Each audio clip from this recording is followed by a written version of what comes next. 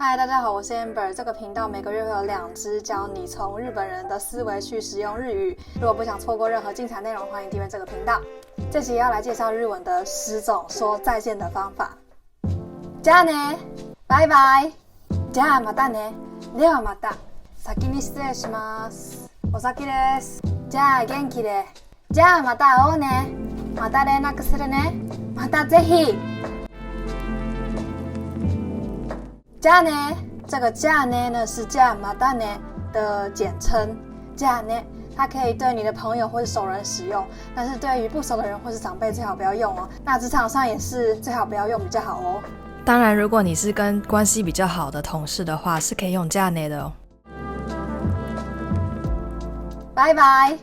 那拜拜呢，更是比じゃあね又是更随性吗？随性的一个说拜拜的、说再见的一个说法。在台湾，我们很容易跟对方说拜拜，不管是男女老幼，我们都可以用拜拜。可是，在日本呢，拜拜基本上它不可以对你的老师、你的长辈使用，你只能对你的晚辈或是朋友之间，还有家人之间使用哦。学了这么多的句型还有单字，可是却还是没有办法讲出一个完整的句子跟日本人沟通呢？如果是的话，你很可能是助词没有学好哦。所谓的助词呢，就是赋予一个句子关键的灵魂的要素。给你1秒想想看，中文的他打了我会是下面的这3个日文单字吗？答案是错的哦。在日文里面，如果没有加上任何的助词的话呢，这句话呢会有3种意思。第一种是他打了我，第2种是我打了他，第3种是我和他打了。所以助词呢才是学会用日文表达的一个关键。但是要学好助词该怎么做呢？如果你想知道怎么样学好助词的话呢，我会在以下的27分钟的课程里面教你3大学好助词的技巧。想知道的话呢，快去点击以下链接报名哦。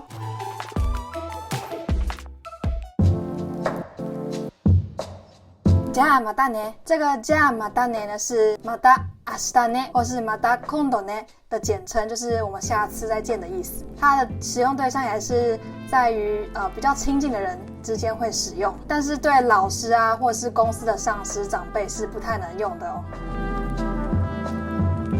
ではまた，ではまた也是上一个じゃあまたね的比较算是比较有一点正式的，但是又不是很正式的一个说法，就是在正式与不正式之间的一个中间的说法。因为では算是蛮有礼貌，但是また其实又是一个非常的轻快轻松一个随性的一个说再见的方法。那是因为这个また后面省略了会いましょう或者是連絡します这些用语，所以算是介于正式与不正式之间的用法哦。所以这个就算是中间点。先に失礼します。再来是先に失礼します。先に失礼します是一个非常有礼貌的说再见的说法。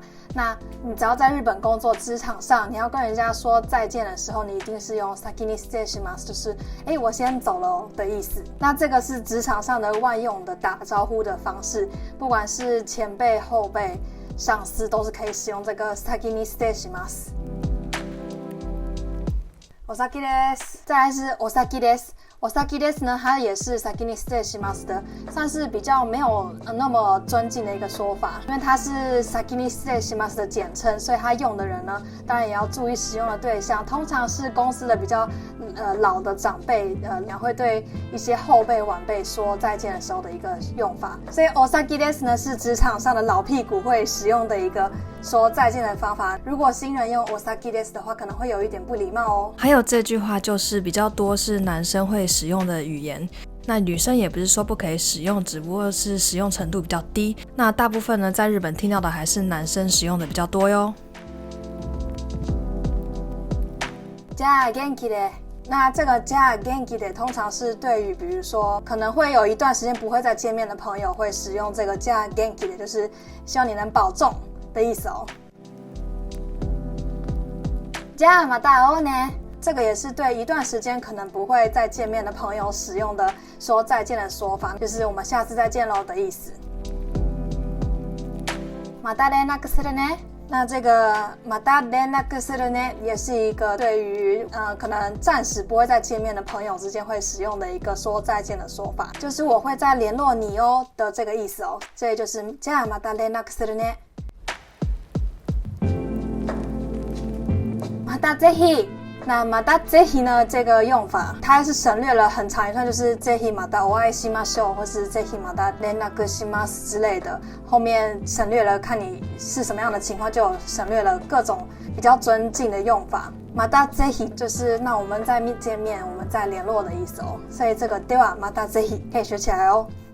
那这个就是我今天想要教你们的用日文打招呼的10种方法，不知道你学起来了吗？那如果你喜欢这集频道呢，欢迎分享给你所有在学日文的朋友们。那也记住追踪这个频道，让你的日文变得更像日本人。那我们下集节目见，拜拜。